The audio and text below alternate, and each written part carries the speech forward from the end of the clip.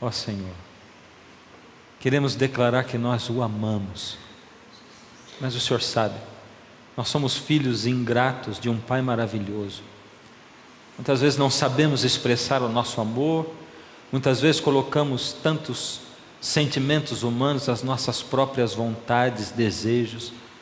Mas, ó Senhor, essa noite queremos abrir o nosso coração e a mente para que o Senhor possa entrar aqui. Toma-nos, Senhor, com a nossa permissão, habita em nós, em nome de Jesus, amém.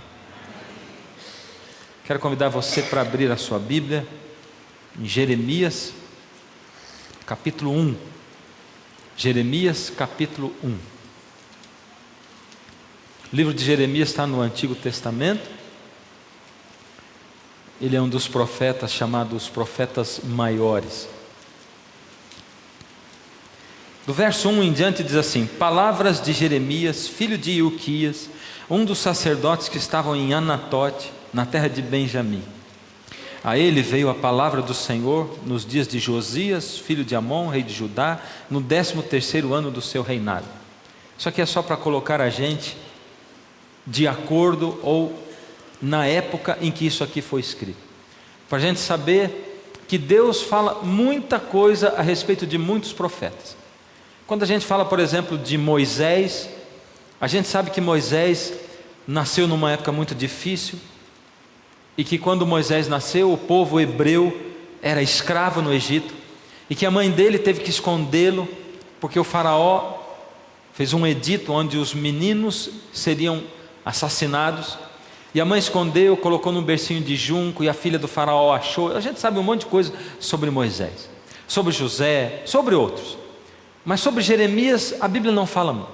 A Bíblia diz, palavras de Jeremias, filho de Ilquias, e aí diz o nome do pai dele, que era Ilquias, e diz que o pai dele era sacerdote, e que Jeremias nasceu na cidade onde morava o pai dele, que era Anatote, uma cidadezinha pequenininha. Só isso que diz, essas coisas sobre Jeremias. Só que o que o Senhor Deus começa a conversar com Jeremias, logo em seguida, é tremendo. E as palavras que o Senhor dirige a Jeremias, são palavras que colocam o nosso conceito de vida, de relação nossa com Deus e com a vida, totalmente de ponta cabeça, e organizam tudo, não porque a gente tem que virar de ponta cabeça, porque Deus coloca errado, ao contrário, nós vivemos de ponta cabeça e Deus tem que colocar em pé, mas para nós é o mesmo que virar de ponta cabeça, mas Deus nos coloca sobre os nossos pés, o que Deus fala com ele. A primeira coisa é que Deus chama Jeremias, ele faz um chamado especial para Jeremias. E o que essa história de Jeremias tem a ver com você e comigo, que vivemos em pleno século 21? O que tem a ver? Jeremias viveu mais de 600 anos antes de Cristo. E o que a história dele tem a ver? Primeiro, que toda a palavra de Deus é inspirada, ela é útil para nos ensinar, para nos redarguir, para nos indicar o caminho da justiça e como nós devemos andar ao lado de Deus.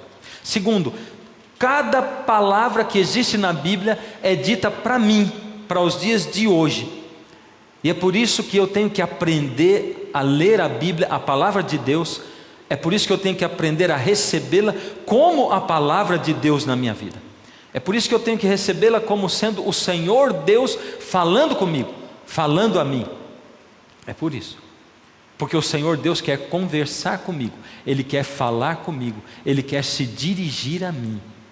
Então quando Deus fala, Ele não está falando com uma pessoa, ou com o Jeremias, ou com esse, Ele está falando comigo. Sem contar que a situação na qual Jeremias vivia era muito parecida com a nossa situação hoje, porque Deus estava para intervir na história do mundo e na história do povo dele, e Deus estava para lançar um grande juízo sobre a terra, e Jeremias foi chamado por Deus para pregar e para avisar as pessoas de que Deus estava para interferir e intervir. E Jeremias foi chamado para chamar o povo de volta para Deus, porque o povo tinha se afastado tanto de Deus, que Deus não podia mais agir na vida deles. Deus só age na nossa vida com a nossa permissão, só com a nossa permissão. O Senhor Deus não age de outra maneira, só com a nossa permissão.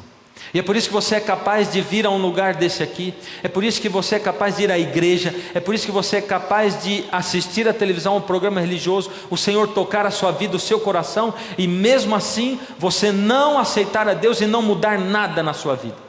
Também é por isso que é possível você ouvir o chamado de Deus, aceitar o chamado de Deus só da boca para fora, não de fato, não de verdade, não de coração aberto, e depois você ficar cobrando: Deus, o Senhor não fez nada em mim. Porque um relacionamento sempre é uma via de duas mãos, de um lado Deus e do outro lado você, e tem que ter amor e cumplicidade dos dois lados. E Jeremias foi chamado nessas condições. E Deus começa a falar para Jeremias o seguinte, verso 5: antes que eu te formasse no ventre materno, eu te conheci. O Senhor Deus chegou para conversar com Jeremias, e Jeremias era um menino, e o Senhor Deus fez um diálogo, ou ele entrou num diálogo com Jeremias, e ele disse assim, verso 4, Jeremias diz: a mim me veio, pois, a palavra do Senhor dizendo: antes que eu te formasse no ventre materno, eu te conheci. Em outras palavras, Deus olhou para Jeremias e falou assim: Jeremias, quem é você, meu filho? Porque Jeremias ouviu o chamado do Senhor. Logo em seguida ele diz assim: Senhor, mas o Senhor está me chamando? Eu não passo de uma criança. Todos nós temos boas desculpas para dar para Deus quando Ele nos chama. E o Senhor Deus diz assim: Jeremias, quem está falando com você é Deus, e você é Jeremias hoje. O Senhor Deus trouxe você aqui nesse lugar. O Senhor Deus guiou você ao você colocar no seu canal de televisão. O Senhor Deus guiou você para ouvir essa palavra que Ele deseja falar para você. Sabe por quê? Porque Ele está cansado de ouvir quando você diz assim: Deus, por que o Senhor não me responde? Deus, por que o Senhor não fala comigo? Deus, por que o Senhor parece um Deus tão distante assim? Parece que eu estou falando com alguém que não me ouve, ou que não me responde, que é surdo ou que é mudo. Por isso Deus trouxe você aqui. Deus aproximou você dele através dessa mensagem da palavra de Deus para dizer: pois você não está pedindo para eu falar, eu estou trazendo você aqui para falar com você. Agora ouve a minha voz, se você pode, porque eu falo através da minha palavra.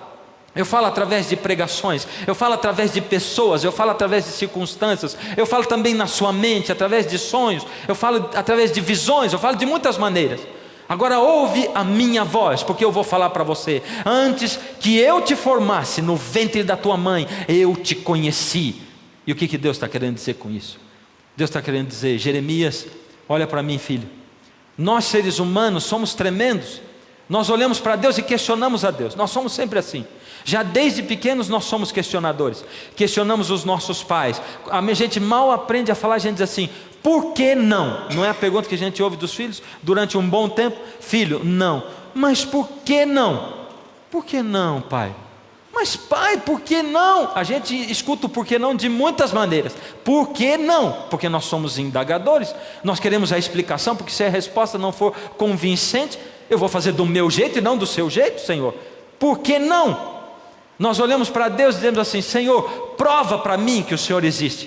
Por que o Senhor não deixou mais provas científicas, evidências de que o Senhor existe? Para eu não ter tanto trabalho e ficar dependendo da minha fé. Prova para mim que o Senhor existe, Deus, aí eu vou poder acreditar no Senhor. E Deus olha para você, e eu quero levar você para o texto de Romanos, capítulo 1, e dá uma olhada sobre o que Deus fala a respeito de provar para você que Ele existe.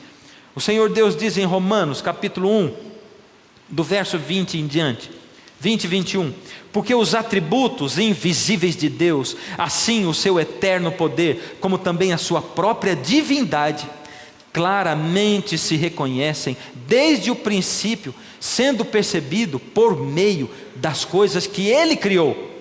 Tais homens que não acreditam no Senhor são por isso indesculpáveis. É isso que Ele fala. Tais homens são por isso indesculpáveis. Deus está dizendo: é só você olhar para a criação. Os céus anunciam a glória de Deus, os céus proclamam a glória de Deus, e o firmamento anuncia as obras de suas mãos. Ou seja, olha para a natureza, olha para a andorinha, olha para o castor quando ele constrói as suas barragens, olha para o vagalume como ele é capaz de produzir luz sem produzir calor, e a ciência está estudando isso até hoje. Olha para a natureza, e os atributos de Deus são assim. E se você não acredita, você é indesculpável, porque acreditar em Deus não precisa de provas. E se você está querendo acreditar no Big Bang, isso já é uma coisa tão difícil de acreditar. E outro dia eu estava lendo uma coisa tão simples, porque eles dizem que surgiu de uma explosão cósmica. Mas como surgiu de uma explosão cósmica? E a primeira coisa que existiu, porque tinha que ter matéria para explodir. E a própria ciência diz que é impossível surgir matéria da não matéria. Então, como essa matéria sempre existiu, quem criou essa matéria? Ela sempre esteve ali, e se essa matéria sempre esteve ali, como ela explodiu? Não tem jeito de surgir matéria da não matéria. E se a primeira coisa surgiu, como ela surgiu? Aí Deus diz assim: se a ciência não sabe explicar, é porque precisa de fé para acreditar que alguma coisa existia para explodir. Existiu alguma coisa antes de explodir. A teoria da relatividade do Albert Einstein, ela diz que o universo está se expandindo cada vez mais. Ele está em expansão. E se o universo está em expansão, é porque é capaz, a gente poderia, se fosse gravado isso num filme, voltar a fita todinha e chegar ao ponto inicial. Só que o ponto inicial não é uma bola do tamanho de uma bola de basquete, também não é do tamanho de uma bola de tênis, e muito pouco do tamanho de uma bola de golfe. E também não é do tamanho de uma bolinha, de uma cabeça de alfinete. É do tamanho do nada. Ou seja, o universo, a lei da relatividade, ela diz que o universo continua se expandindo. E se a gente voltar, a gente vai voltar até chegar não a uma matéria pequenininha, pré-existente antes da matéria. A gente vai voltar para o nada. E se do nada não surge nada, se não existe matéria da não matéria, é só eu começar a perguntar para as pessoas, dizer assim: como surgiu a primeira matéria da não matéria? Eles vão dizer: bom, isso ninguém sabe explicar, não tem como explicar. Por isso, para acreditar em evolucionismo, em Big Bang, em evolução, eu preciso de fé. Aqui a palavra de Deus está dizendo: para acreditar em Deus, você precisa de fé. Olha para a natureza, você vai ver evidências suficientes para somar com a sua fé e acreditar e aceitar a Deus. É assim. E se você não consegue, você se torna indesculpável. É o que o Senhor Deus fala. Mas ele diz para Jeremias: antes que você nascesse eu te conheci. Quem é você? Antes que você fosse formado no ventre da sua mãe, antes que você fosse um embriãozinho, eu conheci você. Quem é você para olhar para mim e me questionar? É como se você já existisse há muito tempo. Filho, você entrou no trem e o trem já estava viajando. O mundo é um trem e ele já estava em viagem quando você entrou. E quando você descer dele, provavelmente ele vai continuar viajando, se Jesus não voltar antes. E como é que você quer questionar o trem todinho, se você só vai viajar um pouquinho nele? Como é que você quer questionar a Deus? Senhor, por que o Senhor não age na minha vida? Se o Senhor não agir, eu não reconheço o Senhor como meu Deus. E Deus está dizendo: antes de eu formar você, porque foi eu que formei você no ventre da sua mãe, eu escolhi você para nascer nesse mundo, eu planejei você. Por isso eu estou dando condições a você de me conhecer e de sair desse mundo preso pelo pecado para um mundo de verdade, maravilhoso. Antes de eu formar você no ventre da sua mãe, eu conheci você. Então não fica olhando, porque quer você queira, quer não, eu existo. Quer você queira, quer não, eu sou Deus e eu planejei você. Quer você queira, quer não, eu morri por você na cruz. E quer você aceite ou não, eu voltarei a esse mundo daqui a pouco. E esse vai ser o próximo momento de juízo que eu, Deus, vou exercer nesse mundo. Ou você está preparado ou não. Ou você gasta tempo me questionando, ou você investe tempo me conhecendo. Questionar é uma coisa e conhecer é outra. E eu, Deus, quero conhecer você e quero que você me conheça, porque eu conheço você desde antes de eu formar você no ventre da sua mãe. E você, quanto você me conhece? Deus. Mas Deus diz outra coisa para Jeremias. E Deus diz: e antes que você saísse do ventre da sua mãe, eu te consagrei. Antes que saísses da madre, te consagrei. O que quer dizer te consagrei? Essa palavra consagrei é separei, separar. E separar tem um outro sinônimo dentro da Bíblia para separar, que é o quê? Santificar, santo. O santo é o separado. Por isso Jesus diz assim: sede santos como eu sou santo. Fique separado para mim. Fique separado. Não é o santo imaculado que não peca. todos nós somos pecadores. Por misericórdia, lembra disso quando você estiver chegando na igreja. Lembra que quem recebe você lá fora é pecador. Lembra que eu que estou pregando, eu sou pecador. Lembra que todos nós somos pecadores e que nós precisamos todos os dias comparecer diante de Deus, para que Deus possa zerar a nossa conta. Nós precisamos comparecer com o coração sincero. Nós precisamos comparecer diante de Deus confessando os pecados, nos arrependendo dos nossos pecados e pedindo, implorando a Deus pelo perdão dos nossos pecados. É a isso que o Senhor Deus nos chama, a cada um de nós. Mas nós somos pecadores. Mas o Senhor Deus diz assim: antes que você saísse do ventre da sua mãe, eu separei você. O que quer dizer separei? Quer dizer que Deus separou para o lado dele. Quer dizer que quando você e eu nascemos nesse mundo, a gente nasce gostando do que não presta. A gente nasce gostando do pecado. A gente nasce gostando de comer o que não presta. Lembra que nós falamos num programa desses atrás? A gente nasce gostando de assistir o que não presta. A gente nasce se divertindo com lixo. É assim que a gente é. E quanto mais velho a gente fica, pior a gente vai ficando. Mais a gente gosta de lixo e mais ao lixo nós voltamos. O Senhor Deus está dizendo assim: antes que você nascesse, eu sei que você vai nascer pecador num mundo de pecado, e que você vai nascer escravo do pecado. Por isso eu, através do meu sangue derramado na cruz, antes de você nascer, eu separei você para mim. Para mim, você é meu. Eu conheci você porque eu planejei, e eu separei você para mim. Você é meu. Eu te dou plenas condições de você vencer o mundo. No mundo tereis aflições, mas tem de bom ânimo, porque eu venci o mundo, é o que Jesus diz. Ele está dizendo: eu separei você para você vencer o mundo.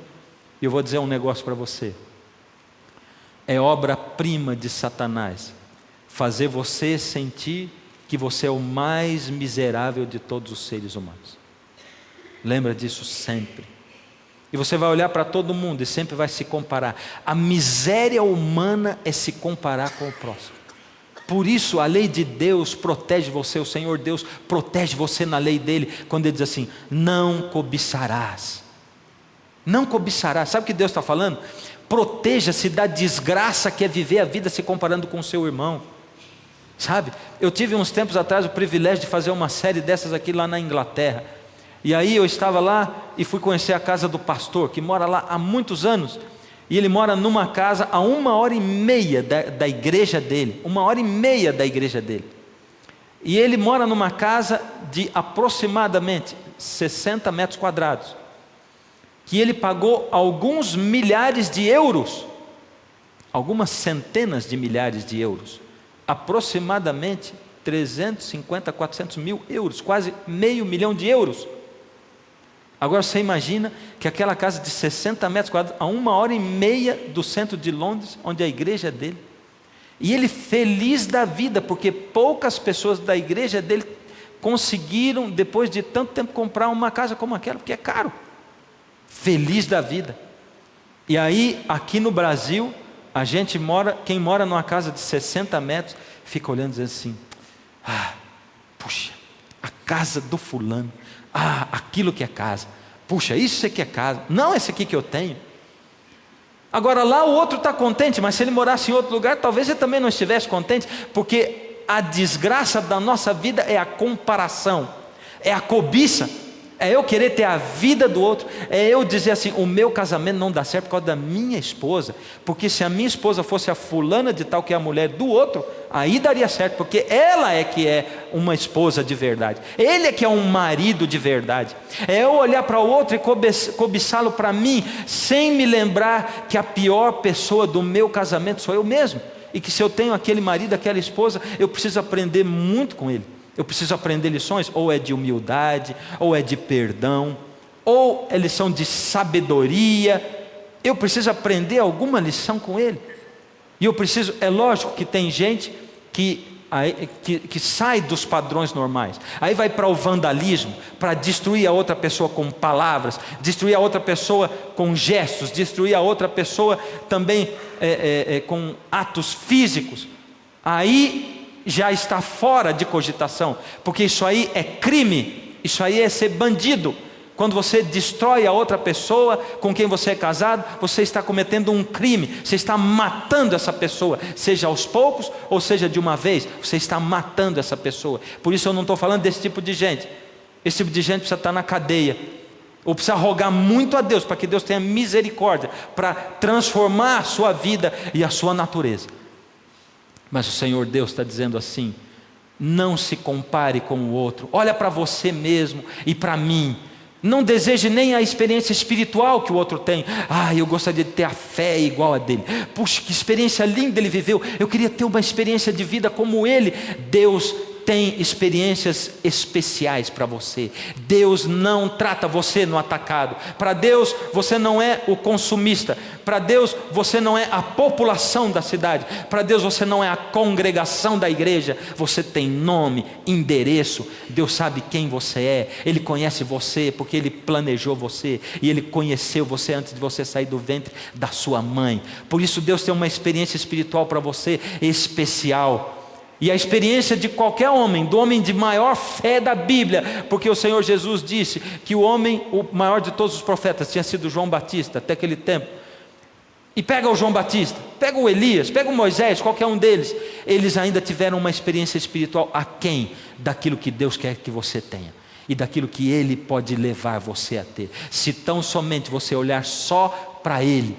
Por isso o Senhor Deus diz assim: eu conheci você antes que você saísse do ventre da sua mãe. Eu separei você para mim.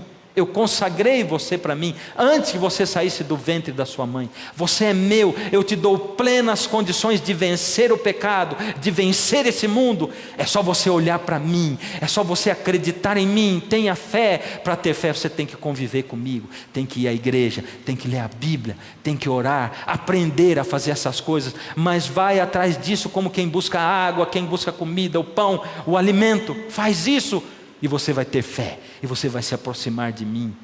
Eu separei você nesse mundo de pecado. Quando você nasceu, eu já botei em você o exército de Jesus Cristo, o uniforme do exército de Jesus Cristo. E a não ser que você queira dizer não para Deus, que você queira rejeitar a Deus, você é de Deus. Mas a maioria dos seres humanos na face da terra rejeitam a Deus, estão rejeitando a Deus. Rejeitam a Deus começando pelo fato de não ter tempo para Ele. Rejeitam a Deus a partir do tempo que querem formar um Deus à sua imagem e não aceitar a Deus e que você é a imagem de Deus. Rejeitam a Deus porque Deus não é a prioridade, não é o primeiro no coração. Antes que você nascesse, eu separei você para mim. E Deus disse uma última coisa para Jeremias. Deus disse,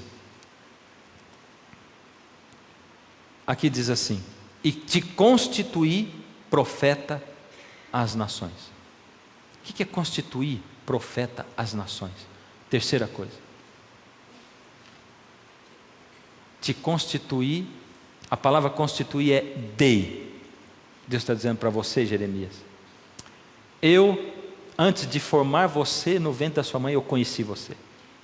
Segundo, antes de você sair de lá, eu separei você para ser meu, e a não ser que você não me queira, você é meu. Eu comprei você com o preço do meu sangue, mas o meu sangue é uma fonte a jorrar de salvação. Você tem que ir lá beber do meu sangue, você tem que ir lá buscar o meu sangue, se lavar no meu sangue. É isso. Terceira coisa, e eu dei você como profeta às nações, para o mundo. Hoje eu dei você. Deus está falando. Deu como? Como deu como profeta? Como assim? É isso mesmo. Deus está chamando você para você anunciar para o mundo inteiro quem Ele é, e como é maravilhoso viver com Deus e pertencer a Deus e ter Deus na sua vida. Como é maravilhoso estar ao lado de Jesus, e como Ele coloca você acima dos problemas e faz você olhar os problemas de um jeito diferente. Como Ele transporta você para perto dEle. O Senhor Jesus está chamando você que veio aqui hoje, você que ligou seu aparelho de televisão, O Senhor Jesus está olhando para você e está dizendo: eu conheci você, eu separei você, eu estou te enviando, eu estou chamando você e enviando para contar para o mundo, para ter uma experiência comigo e contar para o mundo. Você vai ser profeta às nações hoje, porque eu preciso que se cumpra o que o Senhor Jesus disse, quando os meus discípulos me perguntaram: Senhor, que sinais haverá da tua vinda? E eu disse os sinais todos, e depois lá em Mateus 24:14 eu disse: a última profecia que vai se cumprir e este evangelho do reino será pregado a todo mundo, para testemunho a todas as nações, e então virá o fim. Porque se você não falar para os outros de Jesus, Jesus não vem. Ou melhor, se você não falar para os outros de Jesus, ele diz assim: se você não falar, a pedra vai falar, mas eu venho. É isso. Tenha o privilégio de falar de Jesus. Mas eu, Jesus, estou chamando você. Não interessa que você entrou aqui e está dizendo: que é isso, é a primeira vez que eu entro nessa igreja, acho que Jesus está me chamando. Tem um pedaço da história da andorinha que eu não contei de propósito, que é o seguinte: a mãe andorinha fez o ninho, nasceram os filhotinhos, e como é filme, rapidinho os filhotinhos cresceram dentro do ninho e se tornaram jovens andorinhos. Lembra como é que era? Tinha ali um paredão de pedra, lá embaixo o mar, bem alto, lá no meio do paredão um buraco, e de dentro do buraco saía um galho, um tronco de uma árvore que se estendia por sobre o mar. E lá dentro a mamãe andorinha fez o ninho e colocou ali os ovinhos, e os filhotinhos vieram, e aí cresceram, se tornaram jovenzinhos. Num belo dia, mamãe andorinha começou a fazer um movimento diferente ali dentro do ninho. Sabe o que ela fez? Subiu no tronco e botou os 3 filhotinhos em cima do tronco, os jovenzinhos em cima do tronco. Só que a mamãe andorinha estava para o lado de dentro e os filhotinhos para o lado de lá. Aí a mamãe andorinha resolveu andar, progressão lateral, para quem já fez educação física. Sim. Sabe como é que é? Em cima do tronco. Fazendo assim, logicamente, ela foi empurrando os filhotinhos para o lado de fora. E o galho foi acabando. Os filhotinhos até resistiam, eles não queriam ir muito, mas ela dava um empurrãozinho mais forte, e eles iam, e uns pulinhos para lá e tal, e foi, até que o galho foi acabando para o primeiro filhotinho que estava lá na ponta, e aquilo dá uma aflição na gente, porque aquilo é alto demais, e aqueles filhotinhos todos jovenzinhos, aquela mãe andorinha empurrando, e quando acabou o galho para o primeiro lá, ele, antes de chegar no mar, abriu a asa e saiu voando. Que coisa fantástica o Senhor Deus fez na natureza. Que coisa maravilhosa. Aquela mamãe andorinha sabia exatamente a hora de colocar o seu filhotinho para voar. E ela continuou empurrando. Tinha mais 2. Acabou o galho para o segundo, e ele também despencou de lá de cima, e antes de chegar no mar, na água, saiu voando. Aí ficou o terceiro. O terceiro eu apelidei de filhotinho Jeremias, porque aquele era teimoso. Porque você sabe o que o Jeremias respondeu? Eu falei para você, mas olha o que diz no verso seguinte, verso 6. Então lhe disse eu: Senhor, eis que não sei falar, porque não passo de uma criança.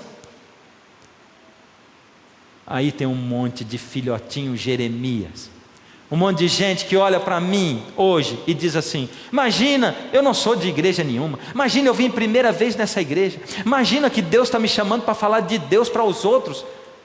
Pois Deus está chamando você sim. Você pode até dizer para Deus assim: é a primeira vez, eu não sei falar, eu nem conheço Jesus direito, eu não sou dessa igreja, não interessa.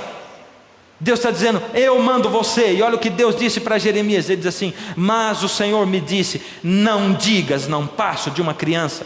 Não digas, é a primeira vez que eu venho na igreja. Não digas, eu nem sei o que é isso. Não digas, não diga nada. Simplesmente eu, Deus, estou enviando você sim, porque eu chamei você. Nada nesse mundo acontece por acaso. Eu atraí você para cá, eu atraí você para mim. Você está ouvindo, você tem ouvido a minha voz na sua vida milhares de vezes quando eu falo na sua consciência. Você tem ouvido o meu chamado, mas você tem me rejeitado 1 milhão de vezes. Quantas vezes eu chamo você, você me rejeita e me rejeita, e você acha que pode viver a sua vida sem mim. Mas eu estou chamando a você. Quer que fique mais claro do que isso agora? Sendo que eu arrastei você para esse lugar, sendo que eu arrastei você para assistir esse canal de televisão. Você quer que fique mais claro? Pois se você tem dúvida, Deus tem sim chamado a você. Quando Ele fala na sua consciência na calada da noite, Deus tem chamado sim a você. Quando você olha a sua família em frangalhos, Deus tem chamado sim a você. Quando Ele olha para você e diz: filho, você tem mais para ser do que o que você tem sido. É isso. Não tem jeito de ficar mais claro. É a palavra do Senhor falando. Não digas, não passo de uma criança, porque a todos a quem eu te enviar, irás, e tudo quanto eu te mandar, falarás. Não temas diante deles, porque eu sou contigo para te livrar, diz o Senhor. Depois estendeu o Senhor a mão e tocou-me na boca, e o Senhor me disse: eis que ponho na tua boca as minhas palavras. Olha que hoje eu te constituo sobre as nações e sobre os reinos, para arrancares e derribares, para destruires e arruinares, e também para edificares e para plantares. A missão que eu te dou não é fácil, é uma missão difícil. Você vai diante dos reis, diante das nações, você vai diante do seu patrão, você vai diante dos políticos, você vai diante de quem quer que eu te envie, e você vai falar. E a sua missão não é fácil, porque você vai ter que arrancar e derrubar, mas você também vai ter que plantar, e você vai ter que construir. Mas não se preocupe, porque eu ponho as minhas palavras na sua boca, e aonde você for, eu vou com você. É isso que Deus está falando. Quando chegou o último filhotinho, o filhotinho Jeremias, ele resistiu mais do que todos, por isso eu apelidei de Jeremias, porque ele não queria, ele estava dizendo: eu não passo de uma criança para voar, mamãe. E ela empurrava, e ela empurrava, e ele segurou mais, e ele foi tão resistente, que quando ela empurrou, que ele caiu, quando ele estava caindo do galho, ele ainda esticou a patinha e agarrou por baixo o galho, ficou pendurado feito um morceguinho assim, ó. Que coisa! A história ficou tão interessante, e eu fiquei olhando assim: agora eu quero ver o que vai acontecer nessa história, e no próximo programa eu te conto. Não vou fazer isso com você, prometo que eu não vou fazer. Aí a mamãe andorinha não teve dúvida, começou a bicar a patinha dele. Malvada aquela mamãe, batendo no filhinho. Eu bato em você porque eu te amo, filhinho. Sabe como é que é? Malvada ela. Sabe, filhote de andorinha não pensa, mas aquele pensou, porque eu li o pensamento dele naquele dia. E sabe o que ele pensou? Vou dizer para você. Ele pensou assim: que coisa terrível essa dor na minha patinha, na minha garrinha. É tão terrível que eu prefiro cair e morrer lá embaixo, afogado naquele mar, do que ficar sentindo essa dor na minha patinha. E ele largou. E quando ele largou, despencou de lá de cima, antes dele cair no mar, abriu a asinha e saiu voando. Deus está dizendo para você: eu não criei você para viver no ninho. Tudo que você quer na sua vida é um ninho. É um lugar confortável, onde você se sinta seguro, em paz, amado, a pessoa mais importante do mundo, protegido. Deus está dizendo: arranca esse alvo da sua mente, porque eu não fiz você para você viver dentro do ninho, eu fiz você para voar. O ninho é só o lugar para você começar a me conhecer. É só para você se desenvolver, mas eu fiz você para voar. Eu enviei você como profeta a esse mundo. Eu estou chamando você para o meu ninho, eu estou ensinando você, eu estou te dando. E se você tiver a mim, você vai ter a sua fome e a sua sede saciadas, e você vai transbordar, você vai ser uma fonte a jorrar. E eu vou mandar e você vai, eu vou dizer o que você vai falar, e você vai falar em nome de Jesus, e você vai fazer milagres. E Jesus disse: e vocês vão fazer as coisas que eu fiz, e coisas ainda maiores serão feitas, Toma isso na tua mão, por misericórdia, em nome de Jesus, porque essa é a promessa do Senhor Jesus para hoje, para os dias de hoje.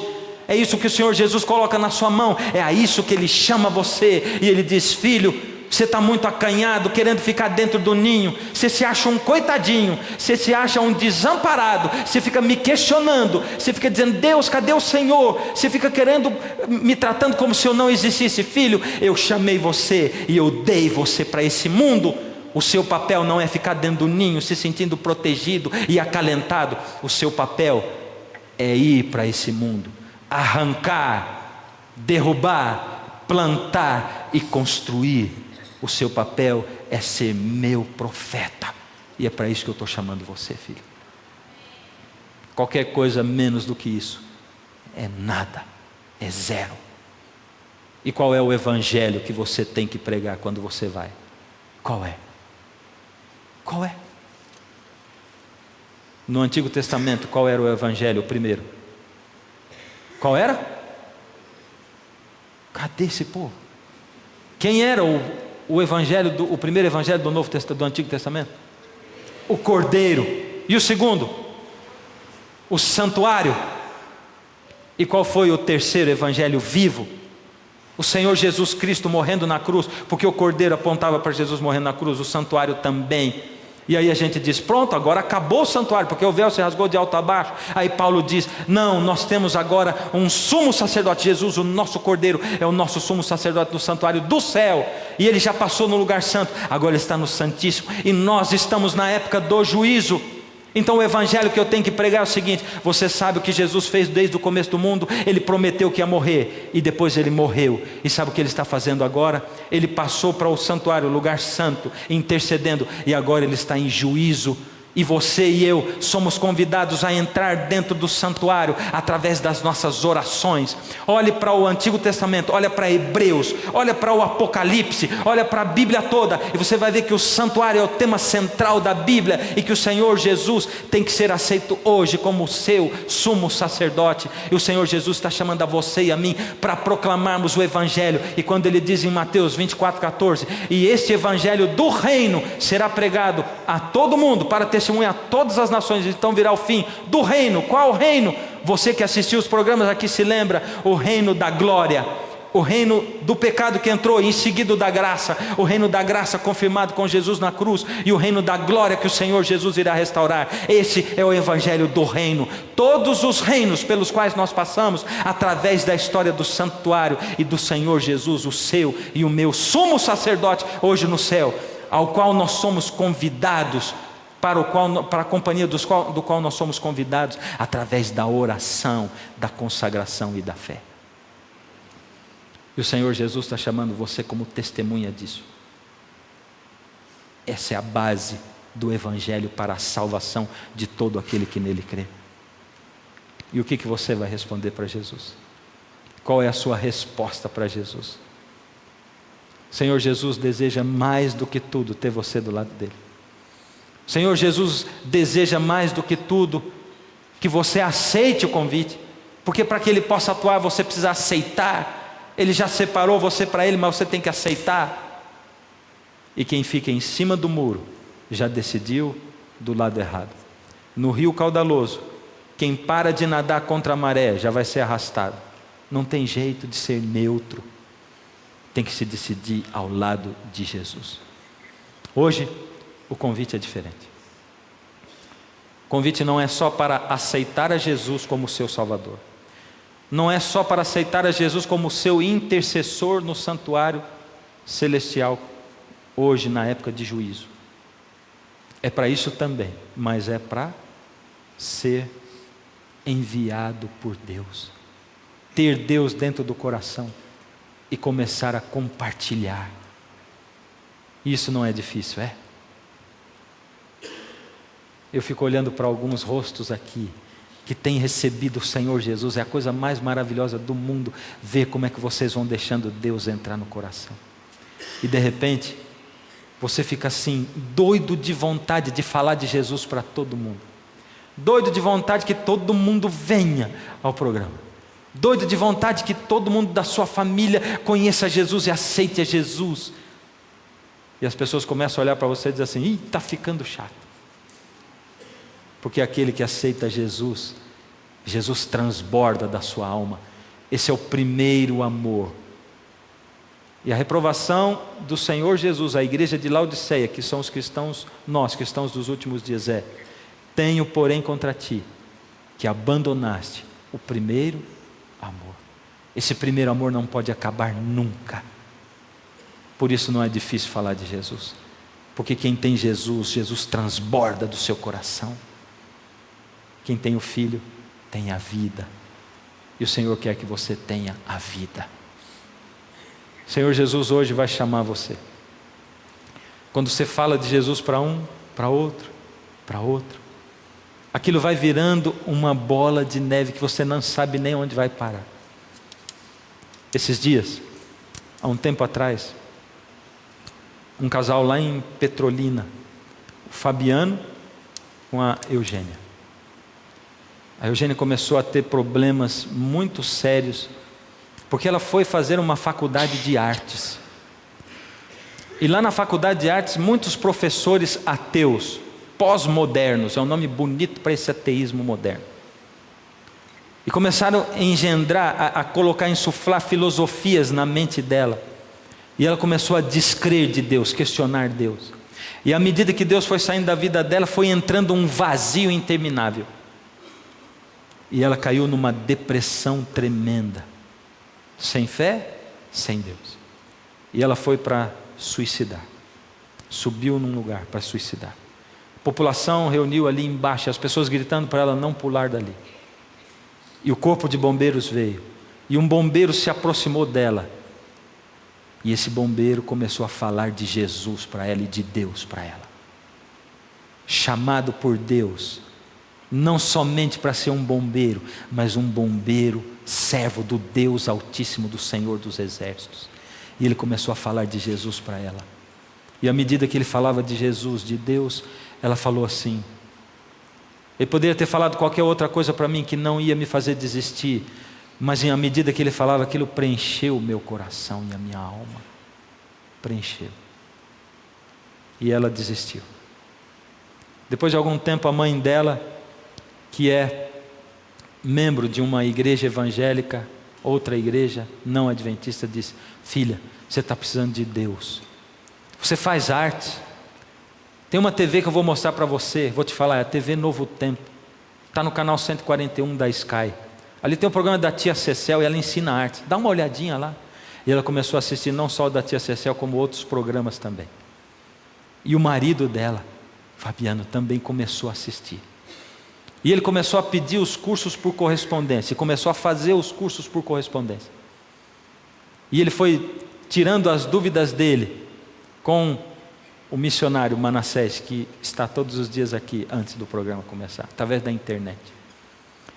E quando foi um tempo atrás, ele mandou um e-mail dizendo que ele vinha na Novo Tempo. Mas ele não sabia bem em que data. Muitas pessoas vão visitar a Novo Tempo para conhecer. E quando foi na semana passada, eles dois chegaram de Petrolina para visitar Novo Tempo. Ele é engenheiro elétrico, trabalha lá em Petrolina. E aí, eles não sabiam. E essa série de programas estava sendo gravada aqui. Naquela noite, o Manassés convidou-os para dormir na casa deles. E eles vieram até aqui. Numa dessas noites em que nós gravamos, o programa está escrito. E quando foi no finalzinho, os dois estavam bem aqui, nesse lugar, aceitando a Jesus, com lágrimas nos olhos, e eu aqui, quase sem conseguir terminar de cantar a música. E eles voltaram para lá agora, para fechar o seu compromisso com o Senhor Jesus, no batismo. Senhor Jesus está chamando você de maneiras as mais diferentes possíveis. E eu não sei qual é. Ele está chamando você, também não sei de que maneira. Não sei de que maneira o Senhor Jesus chega a você hoje, aí aonde você está, mas Ele está falando com você e chamando você. Por isso, enquanto eu canto essa última música, Ele vai chamar você hoje para aceitar Jesus como cordeiro, como sacerdote, sumo sacerdote, e para ser enviado como o Jeremias de hoje. E se você aceitar, é só ficar em pé. E eu quero orar com você, dedicando você ao Senhor Jesus. E a primeira coisa que você vai fazer quando ficar de pé é não olhar para quem ficou sentado. É isso. Olha para a sua vida. É com você que Deus está falando. Deixa Deus falar com você. Porque se você se orgulhar, o trabalho de Jesus foi todo destruído. Não tem motivo nenhum para se orgulhar.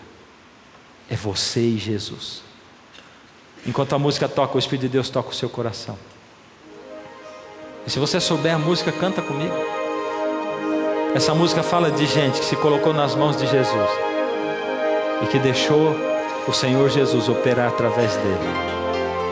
E você vai ver que maravilha o Senhor tem para fazer através de você. Sonhei que fui pro céu, um sonho tão real. Nas ruas de ouro eu andei, no lago de cristal. Ouvi um coro de anjos e eu também cantei. Foi quando um jovem me tocou, chamou meu nome e eu olhei. Me perguntou: você não lembra mais da igreja no interior? Eu era só um menino ali, você o meu pastor.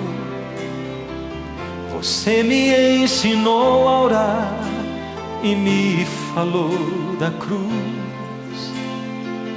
Um dia então você orou e aceitei ao meu Jesus. Obrigado por dar-me pro Senhor. Hoje eu estou transformado. Obrigado por dar-me pro Senhor. Hoje eu sou tão feliz. E um rapaz chegou me dizendo: você me trouxe luz, pois deu um livro a outro alguém falando de Jesus. Jogaram fora o livro, encontrei-o e o li. Jesus tocou meu coração e por isso estou aqui. Canta comigo. Obrigado por dar-me pro Senhor. Hoje eu estou transformado. Obrigado por dar-me pro Senhor. Hoje eu sou tão feliz. Um a um foram vindo, formando uma multidão. Vidas ganhas porque eu amei, tive fé e compaixão. Coisas simples e grandes que a vida ocultou. Na terra ninguém viu, mas o céu nos revelou. Eu sei que lá no céu ninguém irá chorar, mas acho que senti uma lágrima rolar. Jesus então chegou, tocou em minha mão, disse: filho, obrigado por dar teu coração. Ainda dá tempo para você. Obrigado por dar-me pro Senhor. Hoje eu estou transformado. Canta. Obrigado por dar-me pro Senhor.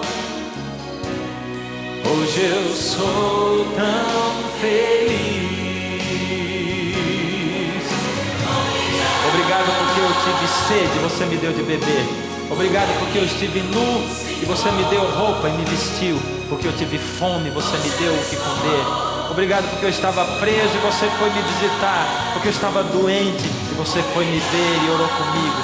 Obrigado porque um dia você aceitou o chamado de Jesus.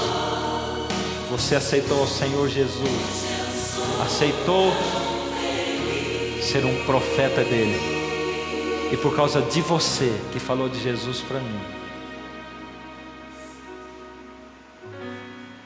hoje eu sou tão feliz.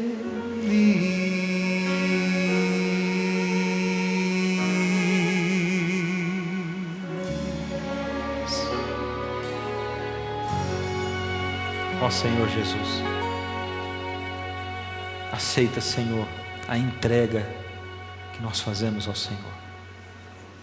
Aceita, Senhor, toca essas vidas, esses corações, confirma as decisões, que não sejam decisões simplesmente emocionais, mas que sejam emoções de fato, decisões de fato. Ó Senhor, completa em nós aquilo que nós não podemos fazer, porque nós somos imperfeitos, somos falhos e fracos. Ajuda-nos, Senhor, a continuarmos crescendo no Teu conhecimento, para que tenhamos mais fé, que possamos não largar das Tuas mãos.